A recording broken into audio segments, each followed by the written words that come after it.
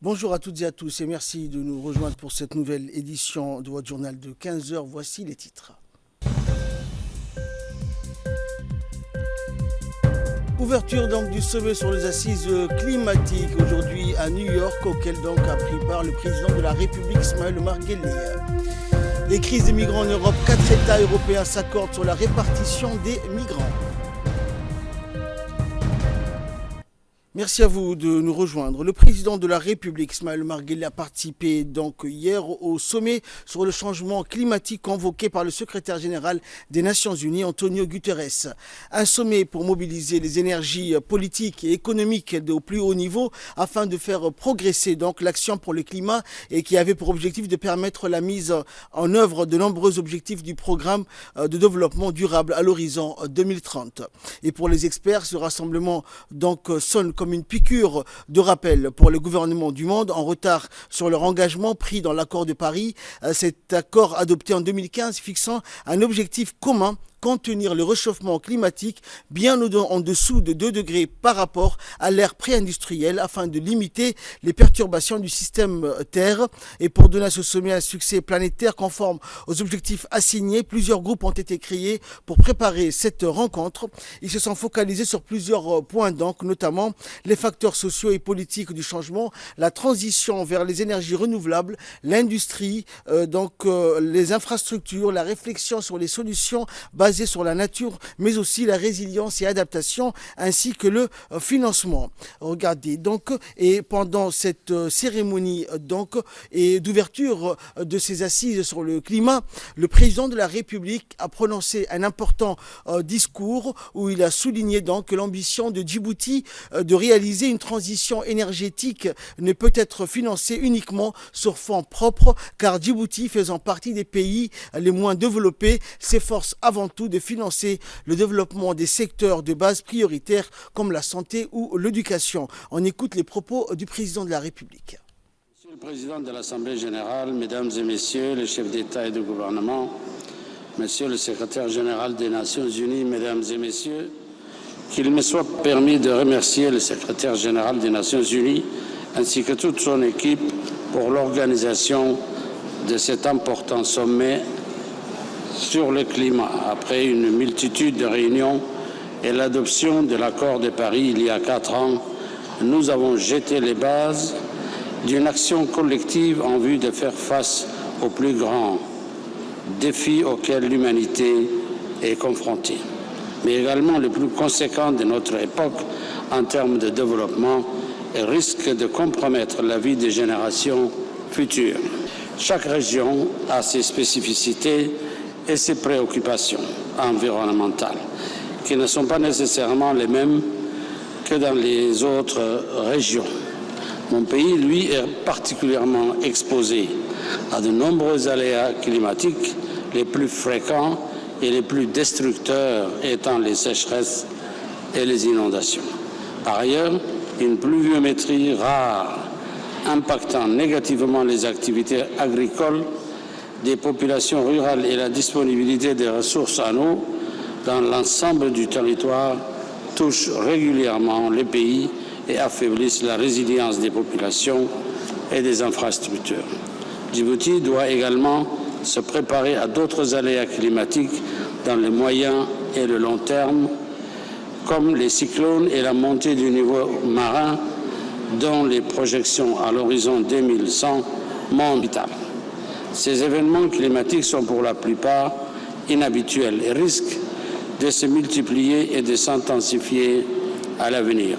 Afin de répondre à cette situation préoccupante, la République de Djibouti a élaboré une stratégie nationale sur le changement climatique en 2018.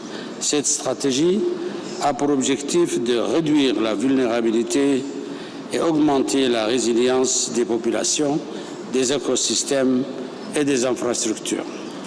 Notre stratégie prévoit d'accélérer la transition vers les énergies renouvelables et de développer l'efficacité énergétique. Dans le cadre de l'effort mondial dans la lutte contre les changements climatiques, Djibouti a soumis en 2016 sa contribution déterminée dans laquelle nous avons pris des engagements forts en matière d'atténuation que d'adaptation. En effet, en matière d'atténuation, le gouvernement a pris l'engagement de réduire les émissions de CO2 de 40% à l'horizon 2030 par rapport au scénario de référence.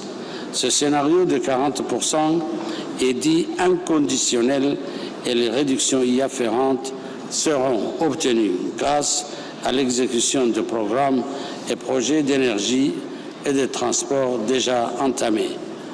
Dans le cadre du scénario conditionnel, qui suppose un financement supplémentaire de la communauté internationale, Djibouti s'est engagé à réduire de 20% en plus par rapport au scénario inconditionnel.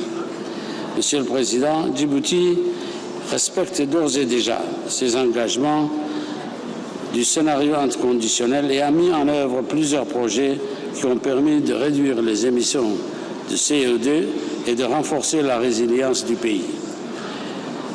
Plus de 80% des projets identifiés ont été réalisés. Identifiés dans le scénario inconditionnel ont été réalisés ou sont en cours d'exécution et les impacts positifs majeurs sur le pays en termes d'émissions de GES, mais aussi en termes d'amélioration des conditions de vie de la population sont sans équivoque.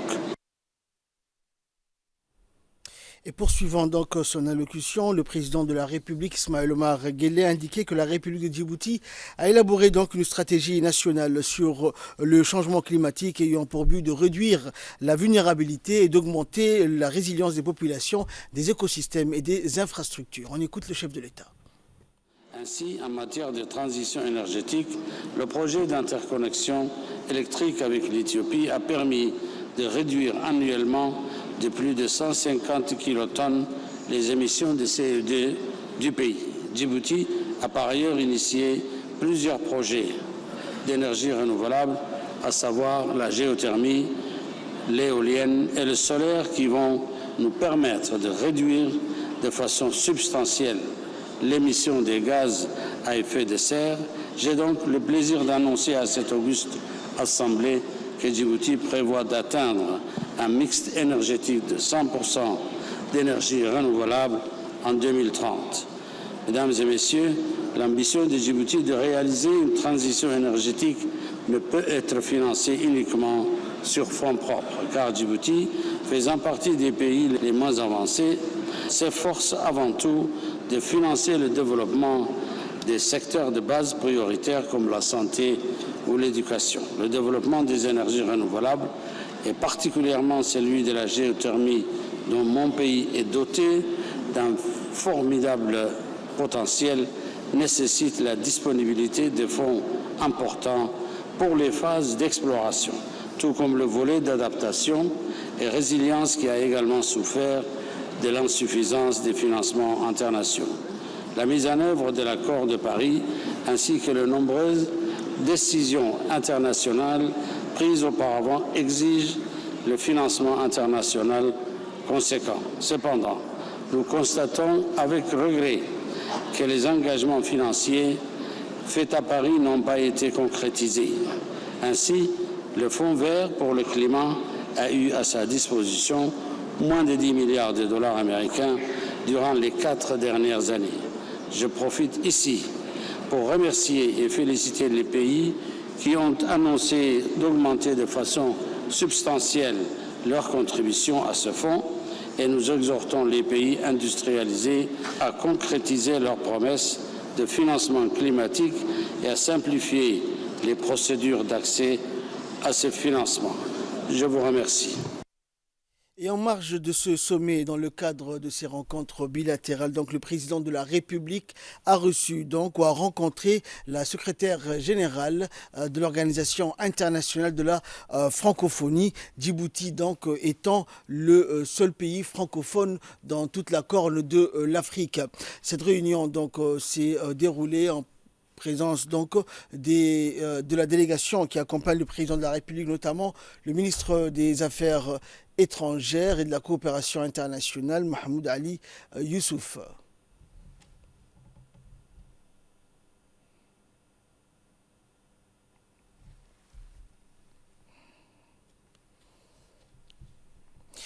Et en marge de ce sommet des Nations Unies, le chef de la diplomatie djiboutienne et porte-parole du gouvernement, Mahmoud Ali Youssouf, a lu un discours lors d'une soirée de la francophonie. Mahmoud Ali Youssouf a tenu donc à féliciter la secrétaire générale de l'Organisation internationale de la francophonie pour avoir insufflé donc une nouvelle dynamique depuis son arrivée. Vous avez inscrit dans votre agenda, a-t-il dit, les questions liées à l'entrepreneuriat, la jeunesse et le numérique, et vous avez fait votre fer de lance. Le ministre Mahmoud Ali Youssouf a tenu à rappeler que Djibouti, situé dans la Corne de l'Afrique, a un temps donc linguistiquement enclavé. Autrement dit, a-t-il mis en exergue donc le seul espace francophone de la Corne de l'Afrique et le seul point d'entrée vers le continent africain. Il a tenu à rappeler que le partage de la langue française, qui n'est pas seulement un moyen de communiquer, mais également une façon de penser, de réfléchir différemment et de se sentir détenteur d'un même patrimoine commun qui est la francophonie.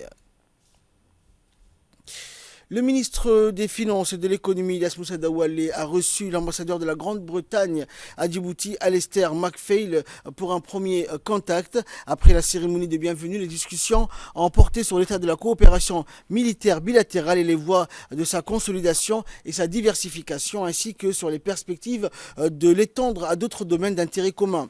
À ce titre, les deux parties donc, ont exprimé leur totale satisfaction quant au niveau atteint donc par la coopération au plan donc bilatéral et multilatéral en réaffirmant la volonté et la disponibilité des deux parties à renforcer la coopération et la coordination entre les armées des deux pays et les promouvoir pour répondre aux aspirations des deux parties. Et cette même délégation donc, a été reçue également par le ministre de la Défense chargé des relations avec le Parlement, Hassan Omar Mohamed, qui a reçu donc aujourd'hui à son cabinet la visite de courtoisie donc, de l'ambassadeur de Sa Majesté, la reine de la Grande-Bretagne, Dr Alistair MacPhail. Après les mots de bienvenue, les deux hommes ont ensuite abordé l'état des relations bilatérales entre Djibouti et la Grande-Bretagne, notamment la coopération dans le domaine de la défense. Ils ont évoqué les voies et moyens susceptibles de le promouvoir. Hassan Omar Mohamed a par ailleurs exhorté le docteur Alistair MacPhail à poursuivre ses efforts en vue de consolider davantage les liens d'amitié et de coopération entre son pays et le nôtre. Et après sa rencontre avec le ministre des Finances et le ministre de la Défense, l'ambassadeur britannique donc, a reçu dans son cabinet le président des autorités des ports et des zones franches de Djibouti, Aboubakar Omar Hadi, a reçu donc ce dernier dans son cabinet. Cette visite de courtoisie a également été l'occasion pour les deux personnalités de discuter d'une coopération entre la Grande-Bretagne et la République de Djibouti dans divers domaines stratégiques. L'ambassadeur a par ailleurs mis l'accent sur l'importance et la place stratégique de la République de Djibouti qui est située à un carrefour des échanges maritimes mondiaux. Cette première rencontre qui fut empreinte de chaleur et de sincérité entre le président des autorités des ports et des zones franches et le diplomate britannique laisse penser qu'il s'agit donc d'un point de départ d'une collaboration accrue entre les deux hommes. L'ambassadeur saoudien accrédité en République de Djibouti, Abdulaziz bin Abdallah Al-Madat, a organisé hier soir une réception au Djibouti Palace Kempinski pour célébrer le 89e anniversaire du Royaume d'Arabie Saoudite. Ont participé à cet événement annuel plusieurs membres du gouvernement, y compris le ministre des Affaires islamiques, de la culture et des biens Warf, Moumin Hassan Barre, le chef d'état-major général des armées, le général de corps d'armée Zakaria Cheikh Ibrahim, et les membres du gouvernement, ministre de la communication, ministre de l'enseignement supérieur, le ministre du budget, le ministre des Affaires musulmanes, ont également pris part à cette grandiose réception. Les représentants des organisations des Nations Unies, de nombreux diplomates qui sont à Djibouti, dont notamment le doyen du corps diplomatique, l'ambassadeur de la Palestine à Djibouti, Kamel Kazaz, en outre des personnalités civiles et militaires de haut niveau.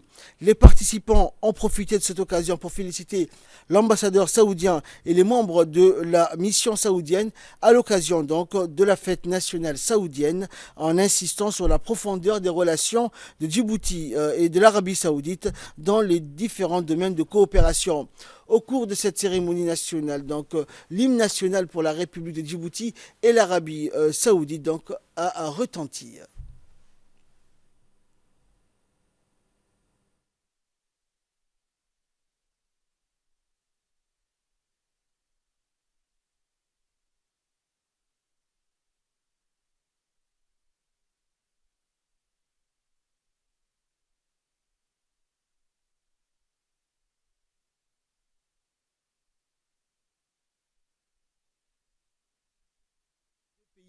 a retenti et après l'hymne, les deux pays et les officiels ont procédé à la coupure du traditionnel gâteau d'anniversaire. Il convient de mentionner que les relations entre Djibouti et l'Arabie Saoudite ont connu un développement remarquable au cours des dernières années grâce au leadership avisé des deux pays représentés donc par le président de la République Ismaël Omar Guelleh et du gardien des deux saintes mosquées, le roi Salman bin Abdelaziz Al Saoud.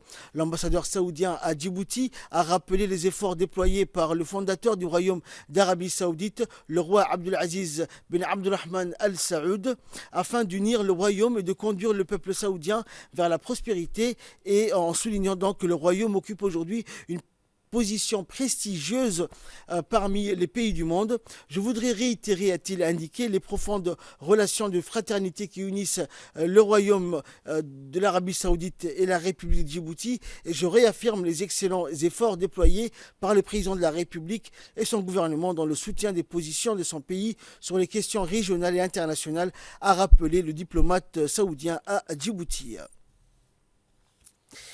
Et de son côté, le ministre des Affaires musulmanes, de la Culture et des Biens Waqf, Moumin Hassan Barre, qui représente donc le gouvernement djiboutien à cet événement, a prononcé un bref discours dans lequel il a adressé ses félicitations à l'Arabie Saoudite à l'occasion de la célébration de son 89e anniversaire. Dans son discours, le ministre a salué donc les bonnes relations fraternelles et les liens étroits existants entre Djibouti et l'Arabie Saoudite. Il a souligné que ces relations ont connu un développement remarquable au cours de la période récente grâce au leadership avisé des deux pays représentés par le président Ismaël Omar Guelleh et le roi Salman bin Abdelaziz. Moumin Hassan Barre a affirmé également que le royaume est un partenaire majeur de la République pour promouvoir le développement économique et social du pays. En conclusion, le ministre des Affaires musulmanes, de la Culture et des Biens Waqf a renouvelé ses félicitations aux dirigeants, donc au gouvernement et au peuple du royaume frère d'Arabie Saoudite. Voilà, donc c'était l'appel à la prière d'Al-As. Nous retrouvons la suite de notre édition. La ministre des Affaires sociales et des Solidarités, Mona Ousmane Adan, a reçu ce matin dans son cabinet donc, le nouveau représentant résident de la Banque mondiale à Djibouti, Boubacar Sid Barry. Cette rencontre s'est déroulée en présence de la secrétaire générale des Affaires sociales et de chargé des opérations à la Banque mondiale. Cette prise de contact avec Boubacar Sid Barry a été l'occasion pour Madame la ministre de lui souhaiter la bienvenue et un plein succès dans la prise de ses nouvelles fonctions. Et la ministre donc n'a pas manqué d'énumérer les majeures avancées de son département dans le domaine de la lutte contre donc la pauvreté, mais aussi les besoins de celui-ci en matière d'accompagnement et d'appui technique afin de renforcer le capital humain. À son tour, le représentant résident de la Banque mondiale à Djibouti a garanti qu'il allait accentuer ses efforts pour atteindre les objectifs du ministère et ainsi mettre en place des actions d'accompagnement. Le colonel Waïs Omar Bogoré, commandant des gardes-côtes, a accueilli donc dans l'enceinte de la direction générale de cette noble institution une délégation de la force Atalante conduite par le vice-amiral Antonio Martorell Lacave, commandant de l'opération navale européenne Atalante, en présence entre autres des officiers de deux forces. En effet, la force Atalante est une mission militaire et diplomatique mise en œuvre par l'Union européenne dans le cadre de la lutte contre la piraterie et la lutte contre l'insécurité dans le golfe d'Aden et l'océan Indien, et ce effectivement dans ce volet que le colonel Waïs Omar Bogoré, commandant des gardes-côtes, donc a eu des échanges fructueux et constructifs faisant état d'une très bonne coopération et collaboration entre les deux forces de sécurité et de sûreté maritime afin d'assurer efficacement les opérations conjointes.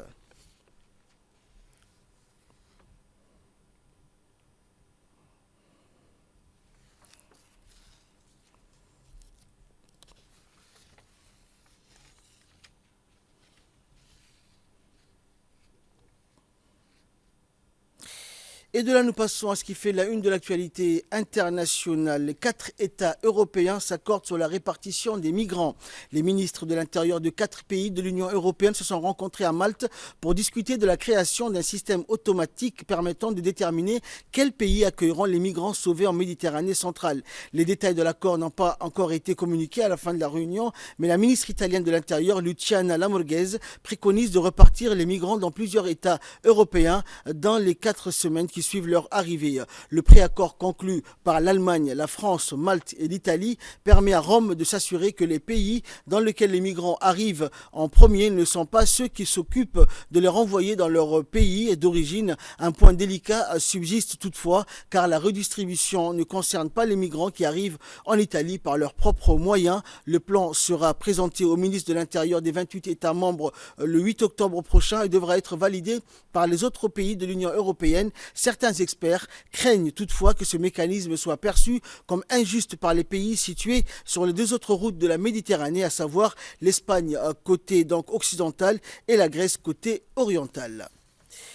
Et enfin, un rapatriement des 150 000 clients britanniques du voyagiste Thomas Cook en cours en Turquie à l'aéroport d'Alaman. Des centaines de touristes britanniques ont déjà pu monter à bord d'un Airbus A380 affrété par Londres. La faillite du voyagiste Thomas Cook a déclenché une immense opération de rapatriement pour les 150 000 clients britanniques en vacances. Plus incertain, le sort des 450 000 autres vacanciers se joue entre plusieurs pays et filiales du groupe selon des réglementations différentes. À Corfou, en Grèce, d'autres Britanniques faisaient la queue pour partir quand ils ont été interrogés donc sur la faillite du plus grand, des plus anciens voyagistes britanniques. L'opération de rapatriement d'urgence, la plus grande depuis la Seconde Guerre mondiale, a pour l'heure permis de mobiliser une cinquantaine d'appareils pour mener à bien 1 millier de vols retour. 50 000 clients britanniques de Thomas Cook sont en Grèce, 21 000 en Turquie, 15 000 à Chypre et 4 500 en Tunisie. Et après les touristes britanniques, ce sont les touristes allemands les plus nombreux et donc 140 000 notamment. Ils dépendent tous de l'assurance du voyagiste Zurich Assurance qui doit prendre en charge donc les opérations de retour. Environ 10 000 touristes français sont aussi bloqués à l'étranger. Un numéro d'urgence donc a été mis à leur disposition. C'est tout pour ce journal. Merci de l'avoir suivi et excellent après-midi sur Télé Djibouti.